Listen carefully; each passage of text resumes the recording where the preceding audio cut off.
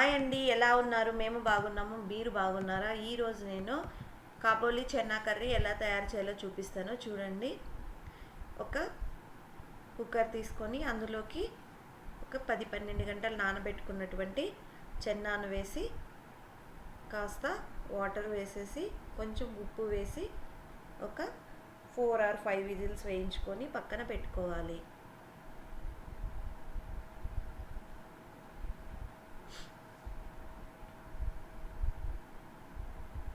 ఈలోగా మనం ఒక ప్యాన్ తీసుకొని అందులోకి ఒక 15 పలుకులు జీడిపప్పు మంచిగా ఫ్రై చేసుకోవాలి. ఈ జీడిపప్పు వేయటం వల్ల కర్రీకి మంచి టేస్ట్ వస్తుంది. ఈ విధంగా ఫ్రై చేసుకొని మిక్సీ జార్లోకి తీసుకోవాలి. తర్వాత ఒక ఉల్లిపాయ తరుగు, వెల్లుల్లి, అల్లం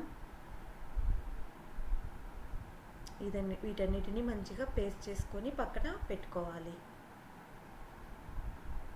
ఆ తర్వాత ఒక కడాయి తీసుకొని అందులోకి తగినంత ఆయిల్ వేసుకొని ఆయిల్ హీట్ ఎక్కిన తర్వాత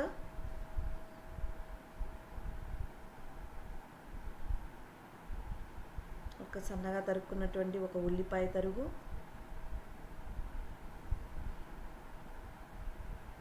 వేసి వీటిని మంచిగా ఫ్రై చేసుకోవాలి. ఇది చాలా టేస్టీగా ఉంటుంది.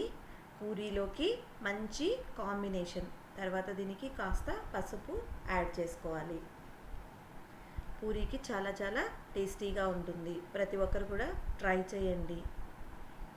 ఆ తర్వాత నేను ఒక క్లిప్ మర్చిపోయానండి. దీనిలోకి కాస్త గరం మసాలా, చిల్లీ పౌడరు, ధనియా పౌడర్ వేసుకొని మంచిగా నూనెలోనే ఫ్రై చేసుకోవాలి. అది క్లిప్ మిస్ అయిపోయింది, సారీ అండి.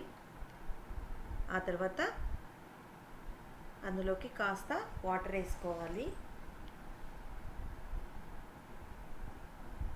ఏం లేదండి, ఒక చిటికెడు గరం మసాలా, ధనియా పౌడరు, చిల్లీ పౌడరు, తర్వాత కొంచెం దగ్గర పడ్డ తర్వాత టమాటో ప్యూరీని యాడ్ చేసుకోవాలి. ఒక 3 టమాటోస్ అయితే సరిపోతాయండి. ఈ విధంగా టమాటో ప్యూరీని యాడ్ చేసుకొని టమాటో పచ్చి వాసన పోయే వరకు మంచిగా ఫ్రై చేసుకొని ఆ తర్వాత మనము రుబ్బి పెట్టుకున్నటువంటి పేస్ట్ను యాడ్ చేసుకోవాలి.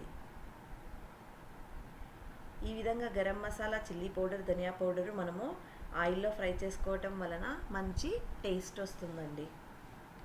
తర్వాత నూనెంతా మంచిగా పచ్చివాసన పోయి నూనె బయటకు వచ్చే వరకు మంచిగా ఫ్రై చేసుకోవాలి ఈ పేస్ట్ను, ఈ మిశ్రమాన్ని మొత్తం.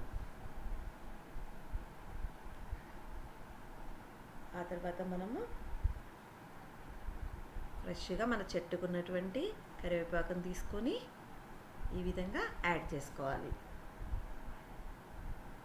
ఆ తర్వాత మనం మంచినీళ్ళే కదండి యాడ్ చేసాము. చెన్నాను ఉడకపెట్టడానికి వాటర్తో సహా మనము ఇందులోకి యాడ్ చేసుకోవచ్చు. దీనికి తగినంత సాల్ట్ను కూడా మనము యాడ్ చేసుకోవాలి. తర్వాత